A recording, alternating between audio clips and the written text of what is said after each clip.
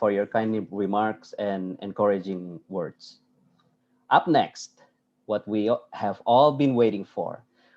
We are very fortunate to have two wonderful keynote speakers today. Our first keynote speaker earned his PhD degree in management or marketing intelligence from Multimedia University. His master's degree in applied statistics in University of Malaya and bachelor's of science with honors in computer science, um, University Science Malaya, and also having acquired many grants awarded and also a lot of research work. Currently, he's associate professor, senior lecturer, and in Sunway University Business School Ethics Chair from the year 2020 to right now, and also Sunway Lancaster Masters in Business Administration Program Leader. So ladies and gentlemen, please welcome Associate Professor Derek Ong Lai Take, PhD. Thank you, everybody. May I just wish everyone salam sehat selalu dan semoga kita semua hadapi cabaran COVID dengan begitu tenaga dan juga resilience, ya. And I want to thank you, Mr. Muhammad Ricky, for reaching out to me. How many days ago? And I want to thank him for giving me this opportunity to speak in this research symposium, and I think it's a great honor that he has given me. I would like to share my screen. Actually, Ricky, you did ask me if I don't have any slides, it's okay, but being the perfectionist in me, I actually prepared some slides, and I'm just going to see if I can share it now. I would like to begin by saying what Dr. Irwan said about only Indonesians are feeling lucky about the pandemic. Sorry, can I just ask and see if everybody can see my screen? Ricky, are you okay? Can you see my screen? Yes, ready, Prof. Good. Thank you, Prof. Not yet. Okay, good. Right. I would say adding on to what Dr. Irvan has said about the pandemic, it's not just that we are lucky, but we are lucky because the pandemic has given us a wake-up call. And this is the thing that we need to realize during this time. And I'm so glad that I wrote this article. Actually, this is an article that I published in the local newspapers not too long ago, a few days ago. And I would like to share this, the insights that I had with you guys. My thinking is that we are all on borrowed time, and time is up. Yeah. That's what I want to say. Time is up.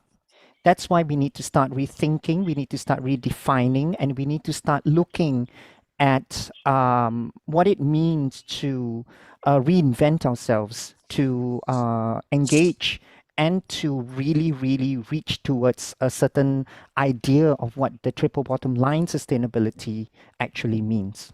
Okay?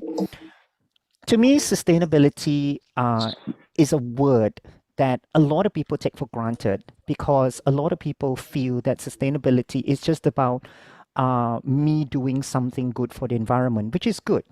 However, we tend to fail to forget that every single thing that we do has its consequences, and every action and every decision made by companies, individuals, they are all interconnected. We are living in this world of interconnectivity. And we don't realize that with every single thing that we do, whether good or bad, has its consequences on the environment, the equality of the society, as well as the sustainability of our society continue on to live in the near future.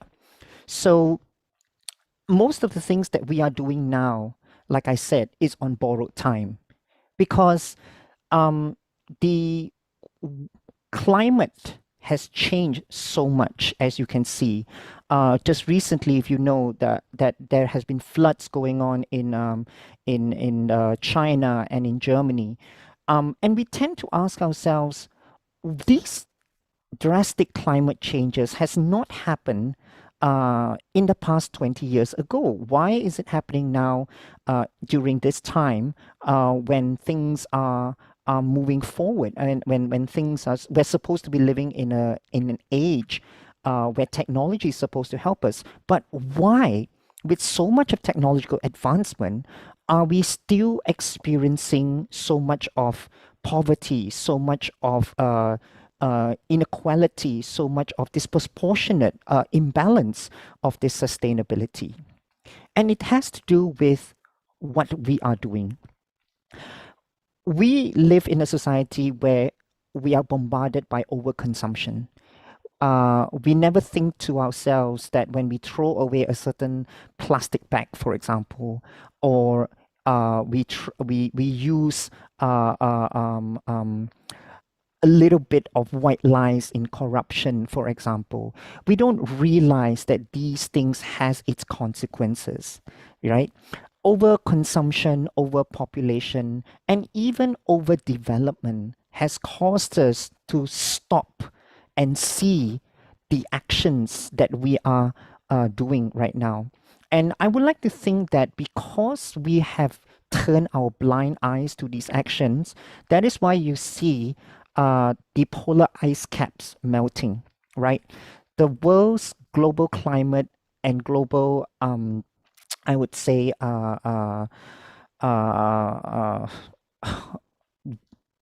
sorry, the heat in the world global climate is going up, right?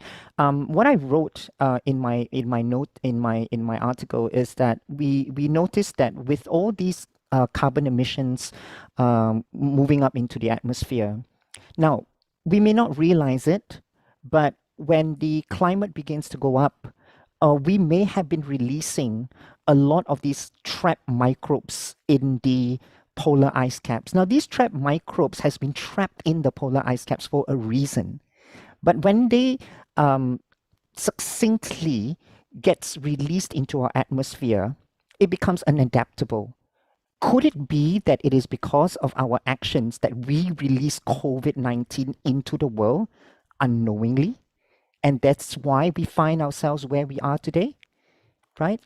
So we have to realize that our actions has consequences, as I mentioned this. And we can't turn back the time, but what is most important for us to do now is what do we do with it? How do we move forward? We got to rethink our consumption habits. We got to rethink of our decisions. So this UN Sustainable Development Goals has been there to give us these guidelines, to give us these thresholds to achieve, so that we do not regret not taking the steps that we need to take. I would like to say here that Sunway University has always been a proud proponent of the UN Sustainable Goals. In fact, the Times Higher Education has rated us as one of the best local universities in Malaysia that propels these UN Sustainable Goals, much due to our CEO and our president. And we became on tops with the UN Sustainable Goals. And I feel that these UN Sustainable Goals is not just for one particular institution, but it's for the whole world. So I would like to share with you my thoughts on how we can redefine the 4 Ps of marketing based on the assumption that things are going to change. So the first P would be people. Now, people is very complex. Our mistake is that we try to box people in. We cannot box people in. As you can see, I have Elon Musk here, I have Leonardo da Vinci here. Now, these people are geniuses. They're geniuses not because they do things well in one area, but they do things well in a lot of different areas. Leonardo himself was not just an inventor, he was also a painter, he was a scientist, he was an alchemist, he was a poet. Elon, of course, you know, is trying to get to space. I think he's already gone to space. I don't know. But the thing is, we are all very, very multifaceted personas. And we need to understand that Every one of us here today is capable of these multifaceted personas. Now, having said that, therefore, the old ways of promoting our products or our services or even our thoughts, our messages cannot be just one way. Yeah, we cannot go back to the idea that one message or one size fits all message because everyone is a polymath. What works for you may not work for me. And because it may not work for me, therefore, my attention to you may not be as strong, or I might not even give any attention to what you are trying to say. So we have to understand that our promotional methods needs to change, that we have to align these ideas to people's values instead of their demographic, instead of their race, instead of their age. Yeah. We always talk about this idea of racist supremacy. We always talk about this idea of this whitewashing. We always talk about this idea of one supreme race over the other. This has got to stop, right? Racism and discrimination has got to stop, especially in promotion, which has been happening unknowingly, yeah, in a lot of all these big companies.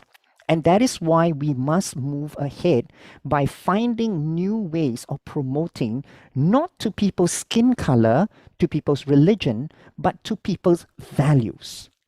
That is where I'm asking people to rethink about this promotion.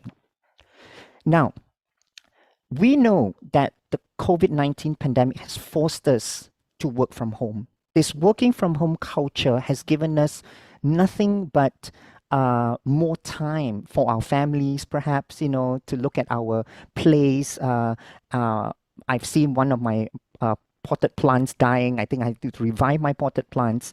But the idea is that we now know that people still wants to shop, but we are constrained by it. So is there a way that companies or anyone can reach the respondents or to the consumers in a much more digital way and in a much more a sustainable way, where we do not have to put ourselves in danger, where we do not have to put ourselves in harm's way of COVID-19. A lot of companies now are moving to this idea of O2O, online to offline, and I'm sure a lot of people, you would know what online to offline is. This online to offline has been there, but it's just that the idea has been there. It's just that COVID-19 has precipitated this concept. Many of our malls and retail malls are suffering. The businesses are dying because there are no more footfalls. And if that is so, ask ourselves, what can we do to increase the footfall by reaching more people in a certain place, by reaching more people's values in a certain way, and by reaching more people in across geography and across time. And that's where I would say place takes a very important role.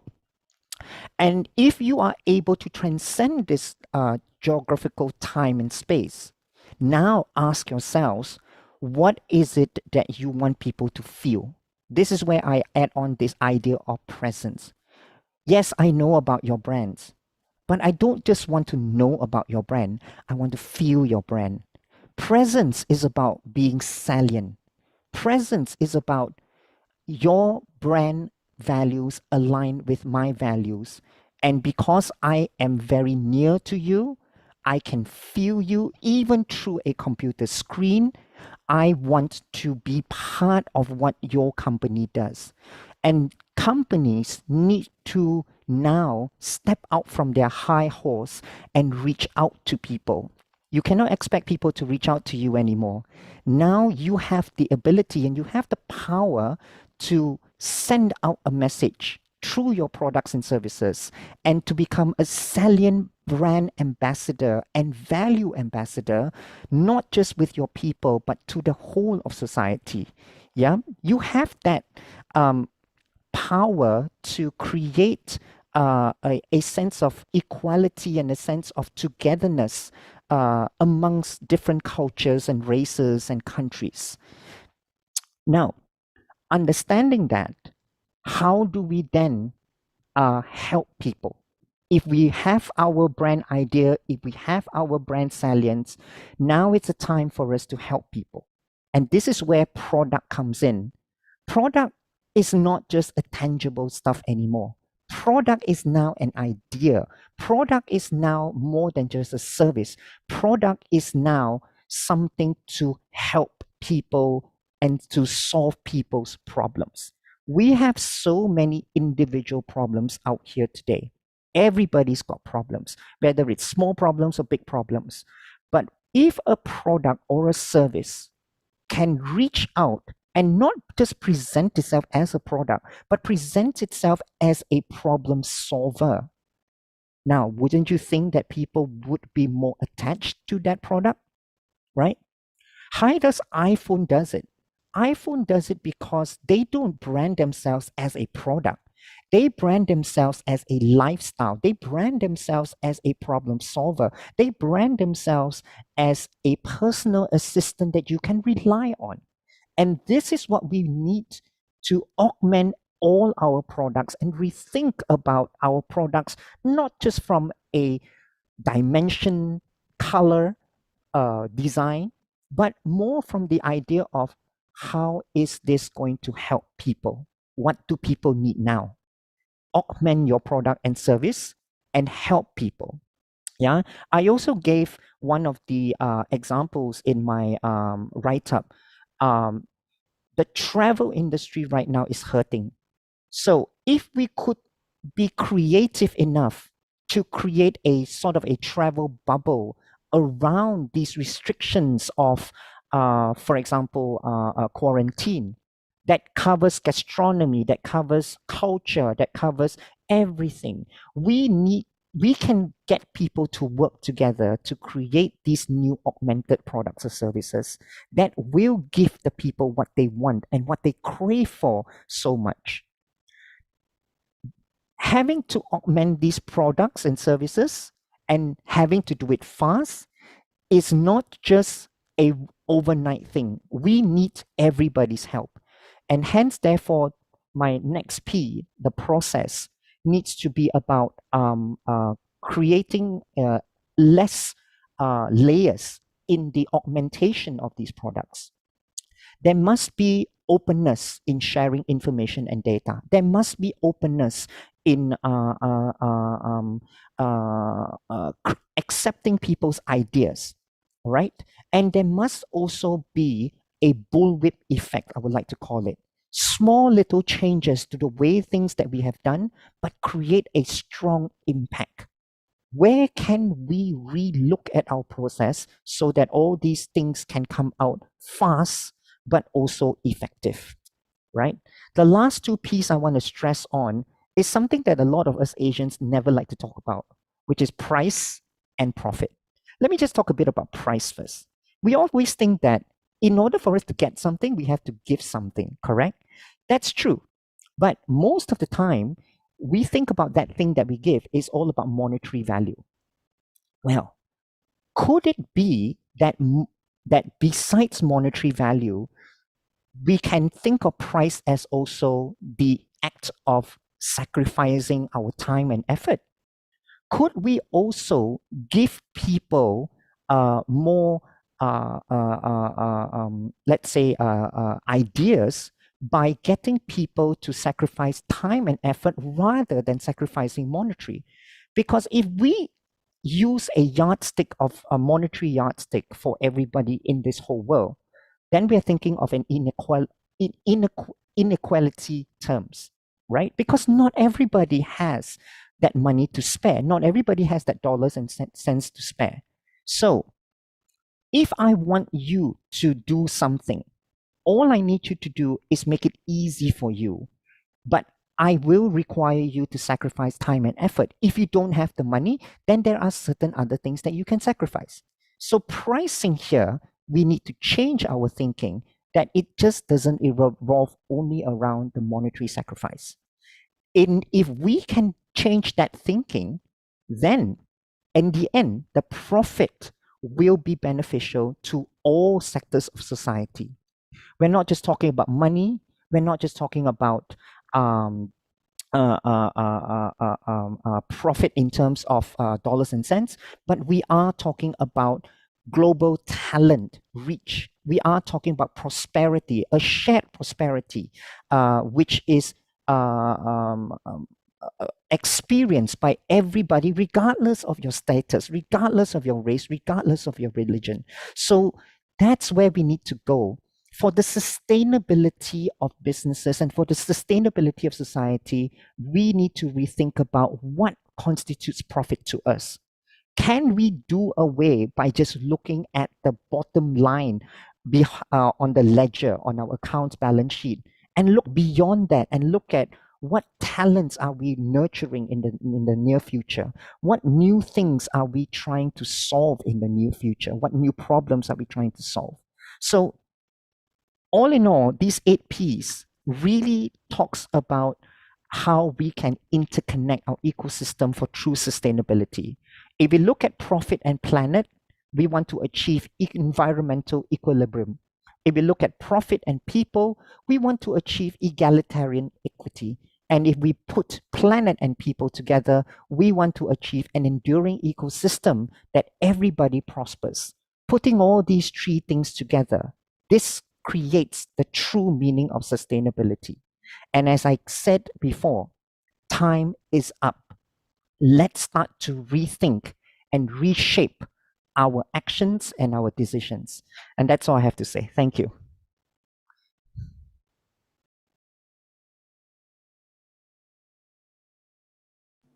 Thank you, Prof.